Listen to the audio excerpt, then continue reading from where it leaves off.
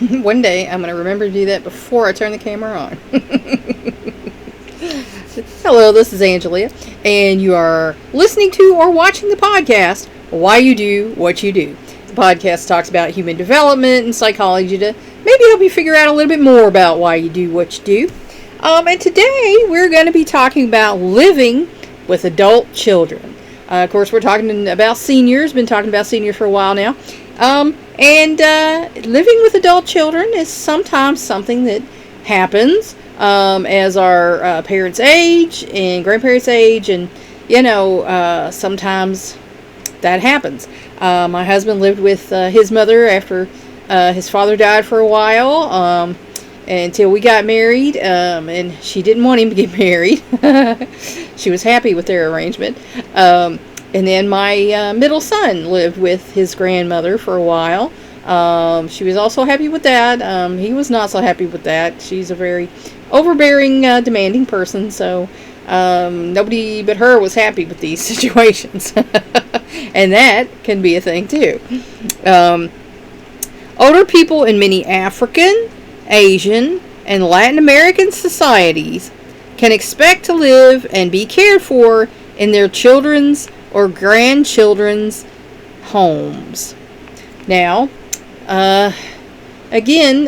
more, developing countries or societies still hold on to, like I said, in our pioneer days here in America, there was the log home where everyone lived, and the couple got married. You built it on an extra room, and when they had kids, you added on an extra room. And even in my neighborhood, these are a lot of small houses, and they add on a lot around here, and that's the joke about our neighborhood is the add-on capital of the world.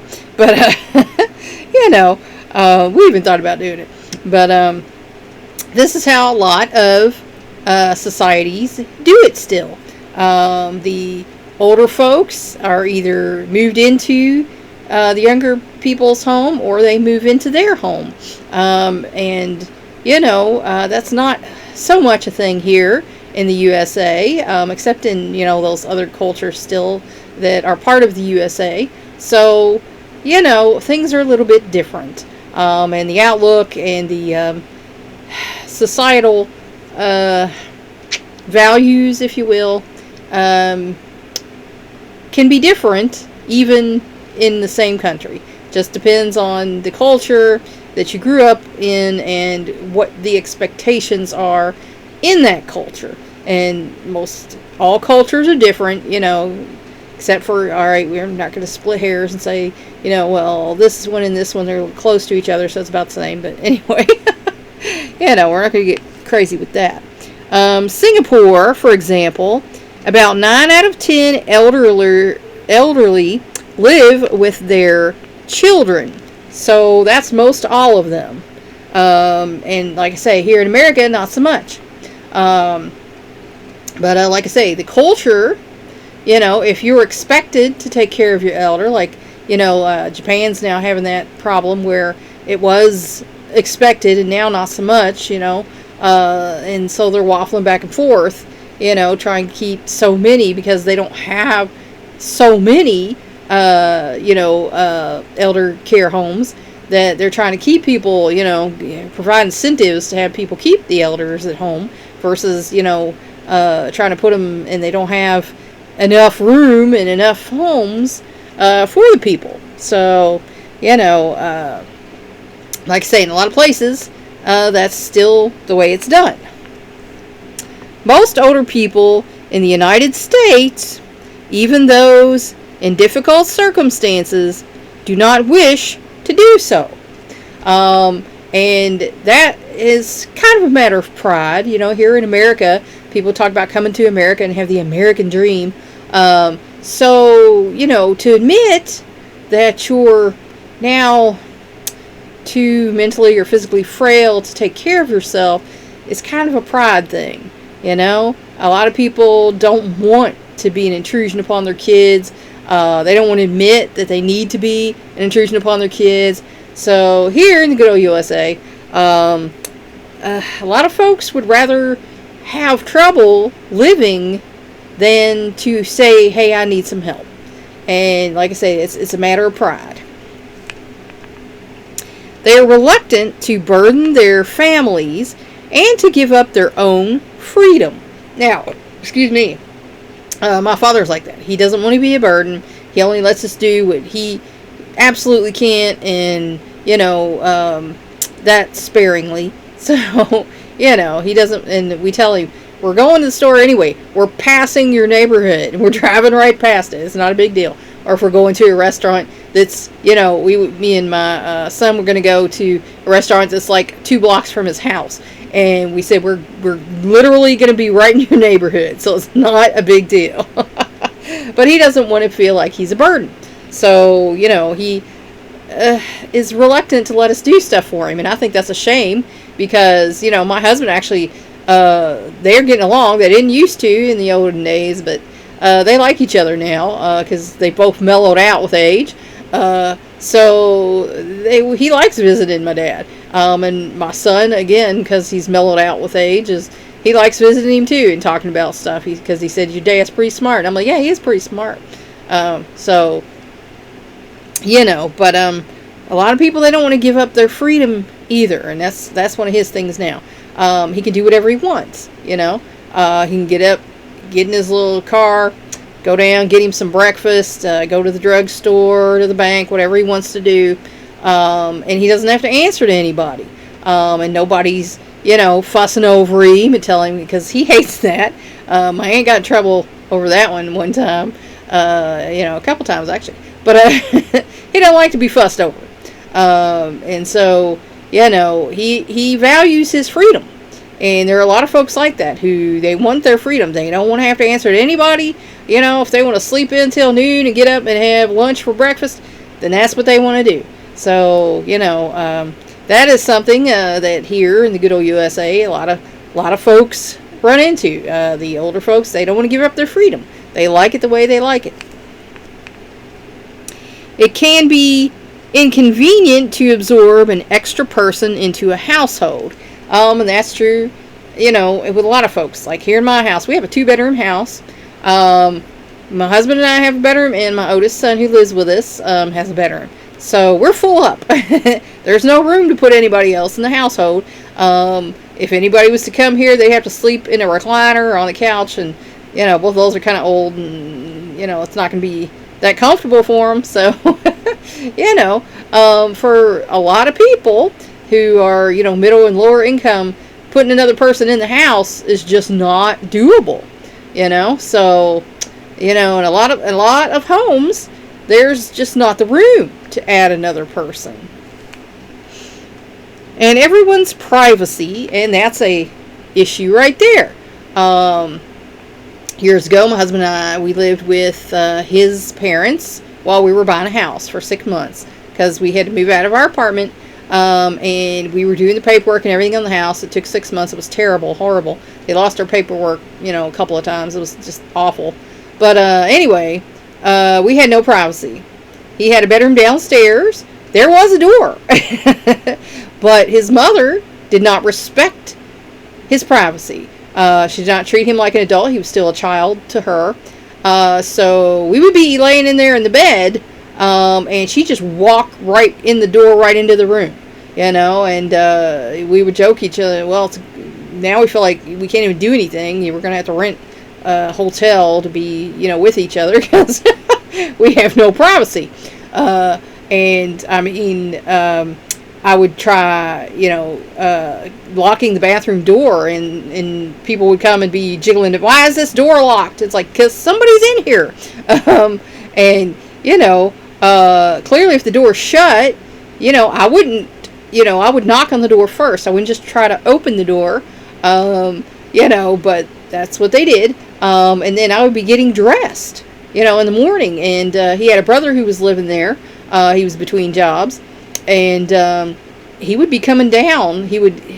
I would be coming out of the bathroom and go downstairs, and then he would come down right after me. And I knew that's what he was doing. Or then he'd walk the dog right by the basement window, over by where I was downstairs in my husband's old bedroom getting dressed. So there was no privacy, and I was just so stressed out, And one day, she came at me and wanted me to come help them dig a ditch in their creek, because she didn't like the way it looked. It needed to be, and I said, that's not something that needs to be done. She goes, but I said I want it to be done, and you are part of my household, so you come out here, get your lazy butt here. And I said, I'm trying to look for a job. I'm on the phone trying to find a job. That's more important to me right now than digging out your creek. And she said, no, it's not. So I packed up some stuff and I left for the day. Went to a park. It's like, I can't even look for a job, because she wants me to help her dig out a creek, which doesn't need to be done. It's an aesthetic thing that she wants done, So we had no privacy there. When I was getting a divorce, I lived with my parents for 3 months. That's about all I could do. I had no privacy.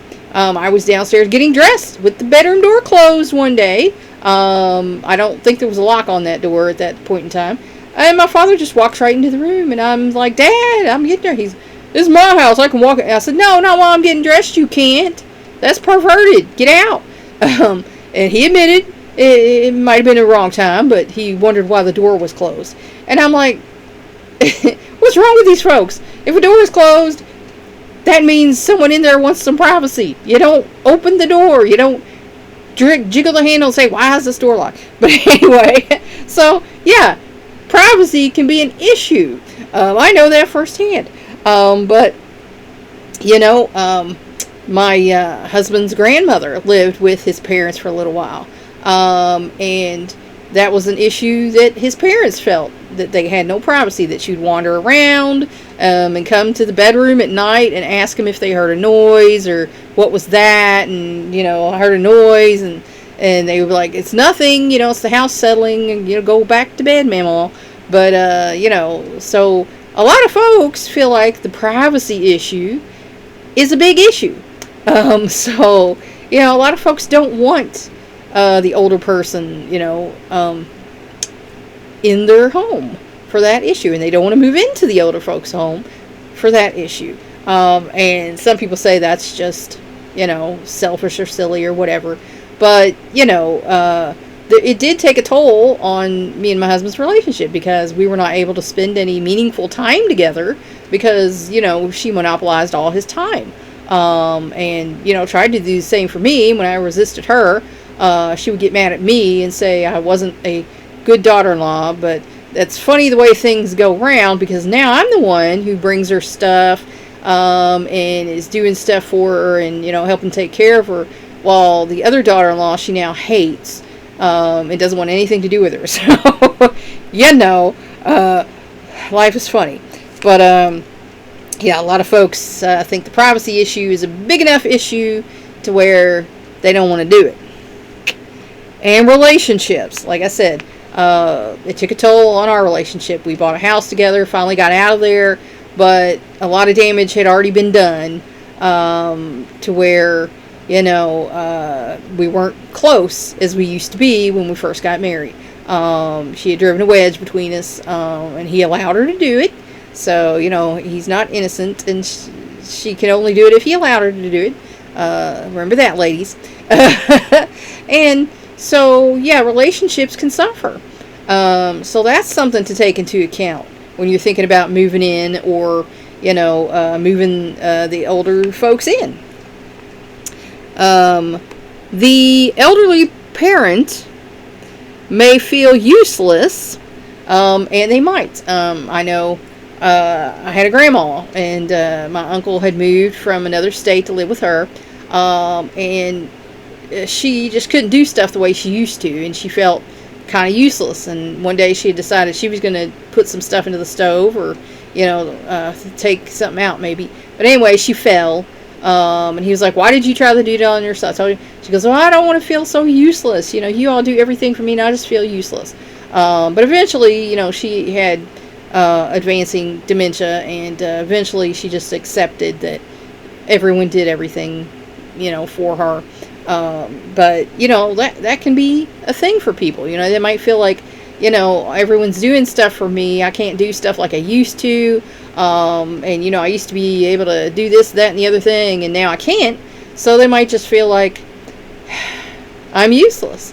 And of course, the best thing is if you can talk to him about it and talk him out of that and say, hey, but you know this, you can tell me this when I ask you, and make them feel like their knowledge and experience, are something that they can still provide for the family.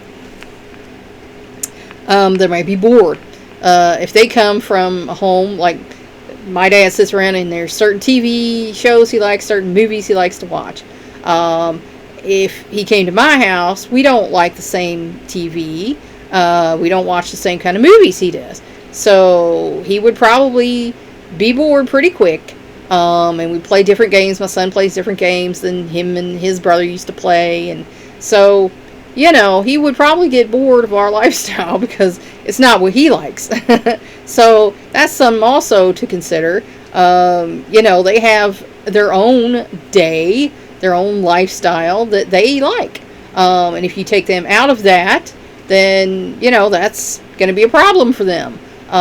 So, that's something to think about also before you bring an elder into your home is, are they going to be able to adapt? Are they going to be bored because your kid monopolizes the TV playing games all day and they can't watch their favorite shows or whatever? These are things to think about.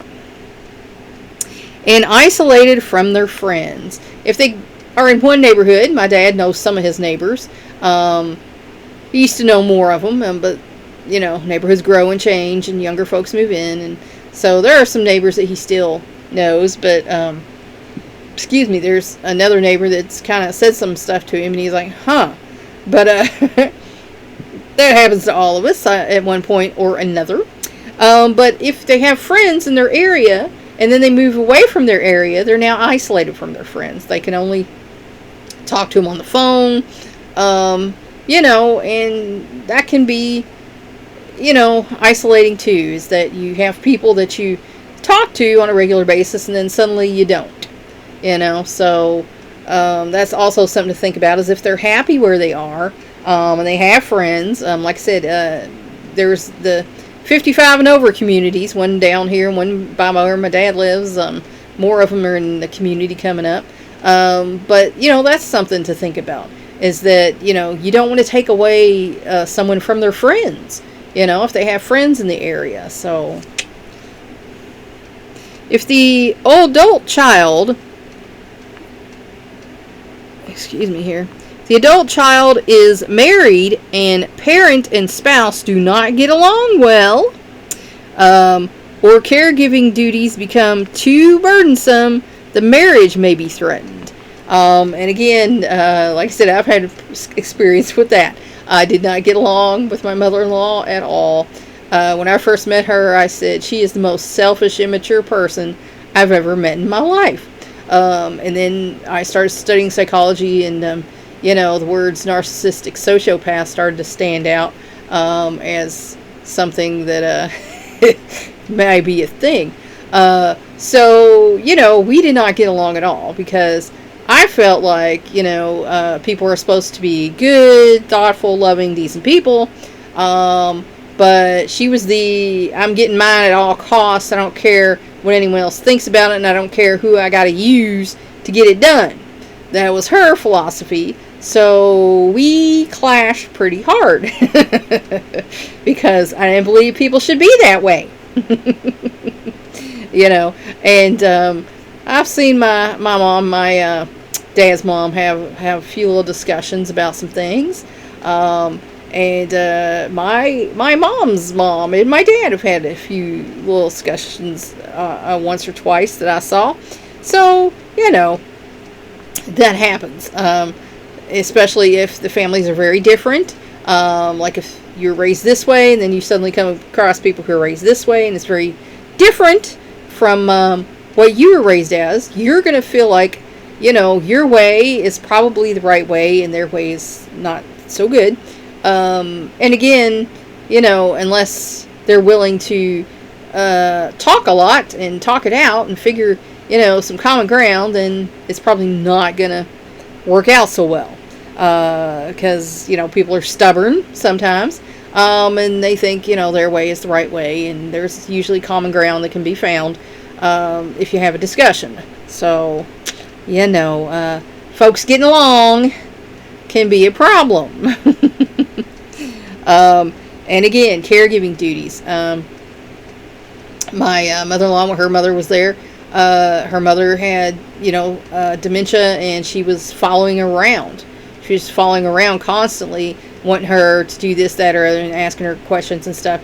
And, my mother was just like, I can't do this. I can't stand this. I can't breathe. I can't bend over without, I bend over and she's so close behind me, I hit her with my butt and knock her over. So, that can be a problem too. You might need a break sometimes. I had a friend who has had a disabled child, and sometimes they would, put him in some care to give themselves a break, because the caregiving duties 24/7, 7 days a week, all the time, can get to be too much. People need a break. People need a life. And so, if the caregiving duties are too much and too, encompassing, it can make you feel like this is now your life. You don't have a life and you can't breathe.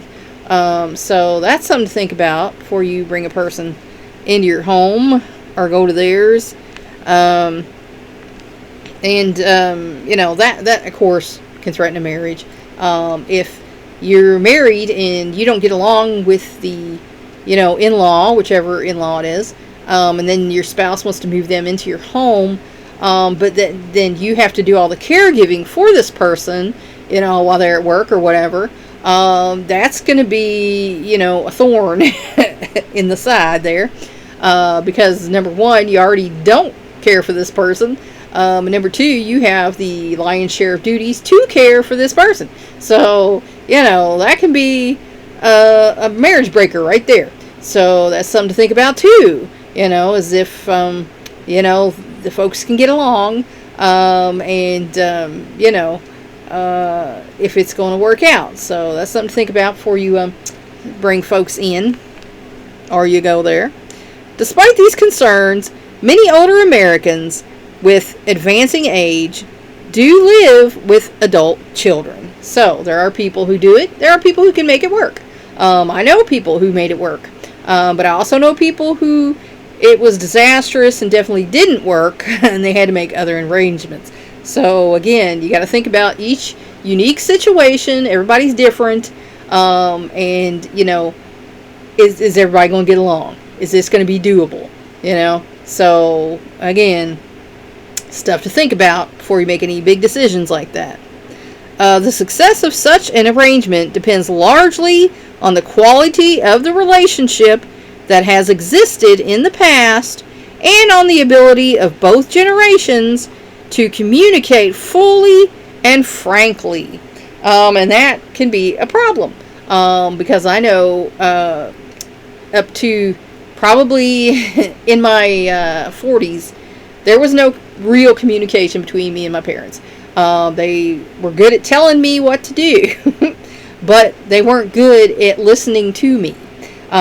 In fact, I was told I give a lot of excuses. It's like, no, I'm not giving excuses. I'm trying to explain to you why this is how it is, and why this is what works in our life. And I know it's not your life, but it's our life, and this is why it's the way it is here. So communication was very one way. It was all talking at me, not talking with me. So, that was a problem. Now, like I say, after my 40th birthday, there was a family member who was coming against me when I came out with what had happened to me as a child. And my mother wanted to honestly know. She says, I want to know what happened. Come to lunch with me. We're going to have a long talk. And we're going to talk about what happened. And so we did. And that's when I found out similar things had happened to her. So, we bonded over that, at the age of 40 and 60. So, finally, she decided that, she did love me, and she wanted to have a relationship with me. And so we started talking, and like I said, she was my best friend for the last 5 years of her life. We went to dinner, we went shopping together, we talked about everything and anything. There were still some, problems, as one would think. But, we had decided to have a relationship. And so, that was a positive thing. And I am thankful that, like I say, I had her for that 5 years, because a lot of people never get that. I know people who's had terrible relationships with their mother, and they never had a relationship with their mother. So, I'm thankful to have that. And now my father, since my mother passed away, and he started hearing about some stuff, and so he decided he wanted to know me. So then he was like, I want to know, talk to me about, what happened when y'all were kids, and about this, that, and the other thing. And so I started talking to him, and so he said, well, he had said something that made me think, oh, that's not right. I got no use for him talking like that about her, So he said, well, now that you're telling me this, I could have been more involved. I could have seen. And I'm like, no, you couldn't have seen. People like to blame themselves when they find out, stuff happened right under their nose. But, he said he wished he could do things differently. And, if he'd have thought, if I'd have told him, because, there was something that happened, and he said, well, why didn't you tell me? And I said, because I just would have told Mom about such things, and I knew she wouldn't believe me. So, because I told her things before, and she didn't believe me. So, a kid in that situation that doesn't feel heard just decides, well, then I'm just not going to tell anyone anything. If they don't believe me, they don't want to hear me, I'm just going to keep everything to myself. And that's a sad thing, for a child to have to live through, because then you feel so very alone. But, if you grew up in a home where there was that kind of lack of communication, then you're probably not going to be able to communicate with your elder in a manner that's going to make it doable for them to live with you, or you to live with them. So that's something to think about. And frankness, honesty. I learned that my way was not okay, so I couldn't really be honest with them about things. I got to the point in my 20s, and that's why I say it's kind of sick, that people get this way, but they do, is where you tell them what you think they want to hear. That was my 20s, telling them what I thought they wanted to hear. And people do that because they get tired of being rejected, not listened to, and told they were dumb or whatever. So you basically just tell them what you think they want to hear. It's like you're patronizing them, really. So, if that was something that went on, and you can't have a frank, honest conversation with your elder, then that's also going to be a problem, because you're going to have to live with them and have conversations. So that's, again, something to think about, is, are we going to be able to communicate and be honest with each other? The decision to move a parent into an adult child's home should be mutual and needs to be thought through carefully and thoroughly. Again, if you want to go to their home, they want to come to yours, it's a big decision, and it needs to be thought through on many levels. Are you all the same spiritually, in your beliefs? Because that can be a bone of contention.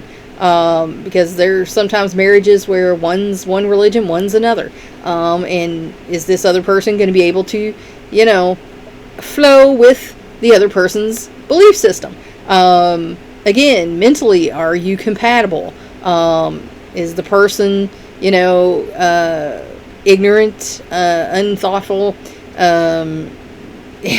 Because, if that's the case, and the spouse is a more enlightened, thoughtful person, that's probably going to be a bone of contention. Are they a loving person? Or are they a hateful person? There's some people out there who are just hateful. That's one of the things my children say about visiting their mama is that she's so mean. She's so hateful. She's all the time. She got mean stuff to say. My youngest son, who's like one of the cutest little guys ever, she told him he was ugly. And it's like, who would do that? Why would you even say that? It's, number one, not true, and number two, it's just as mean as anything. It's like, I felt like saying to her, oh, I heard you called my son ugly. Did you look in the mirror today? But you're not supposed to say that to people who are 91 years old. So, yeah, no, because it's a thing. We're all going to get there someday. But yeah, that's something to think about. And if they're a decent or indecent person. We had a man in the nursing home who regularly exposed himself to folks. So if that's going on, that's definitely not a situation you want to put your spouse into, for sure. That's why he went to the nursing home. So there are all these things to take into consideration. And it's something you should think about and not make a light decision on. Parents and children need to respect each other's dignity. So there you go. Again, in some homes, you're not allowed to have dignity. You are, my dad, when I was 9 years old, told us we were his property. And he could do anything he wanted to with us. And if he wanted to drown us in the river, like a sack of cats, he could. And so I was like, I really didn't know I was property. But of course, as I got older and met more people and went to more people's houses and, realized that's not how it is, and, studied some psychology, and it's like, well, I understand why he was the way he was. His mother was this way and her parents were this way. And, even though things, you still can think, well, I would have never said that to my children. So, so again, you have to allow them their dignity, and they have to have allowed you yours, or there's going to be a bone of contention on that. Like I say, my aunt was kind of hard on him, saying he's not coming home, he's going into a home, he's never coming back home. But I knew my dad was strong, and that he would do his rehab, and he would get home if he could, because he didn't want to be there. So she was ready to clean out his house. Well, come to find out there was some cleaning out going on. There was finally a confession on that. And then she was cleaning, in the house when he told her not to. He said, don't you go in my house and do all that stuff. But she did it anyway. So, he felt like that was an assault on his dignity, that she didn't allow the faith in him that he could, overcome his fall and get back home, which he did. And he's, done it twice. So I don't know why she would doubt it. But anyway, you have to respect each other.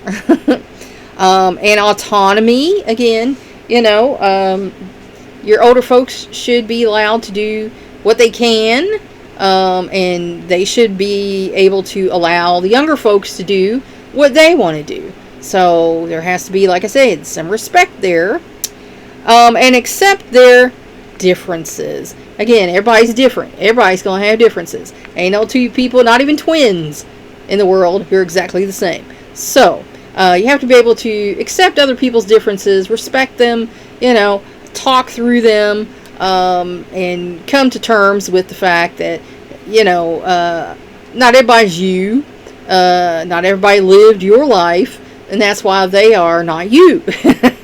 And that's why they might not think like you, act like you, be like you.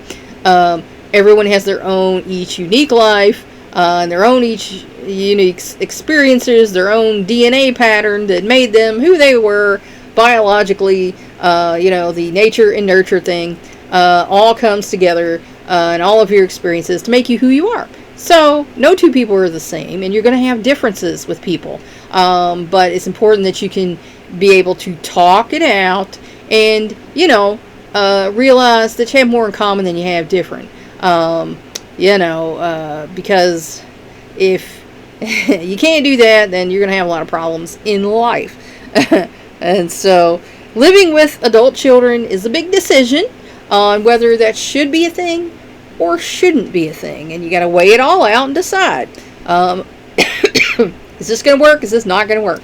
And if your answer is it's not going to work, then you're going to have to make other arrangements, for your elder. And don't feel guilty if it comes to that. Because them, and your family, and when something is going to work out and when it's not. So again, if you make the decision that it's not going to work, don't feel guilty about that, because your peace of mind, and the safety of your family from any type of assault is more important than allowing someone to come into your home that is going to upend everything. So that's where I'm gonna leave you for today, and I hope that helped you figure out maybe a little bit more about why you do what you do. Please like and share this educational program so we can spread it around the world. If you want to help me out, subscribe to my YouTube channel. If you want to help me out even more, go to my Patreon page and become a patron. Thanks for watching or listening. That's all for now. Until next time.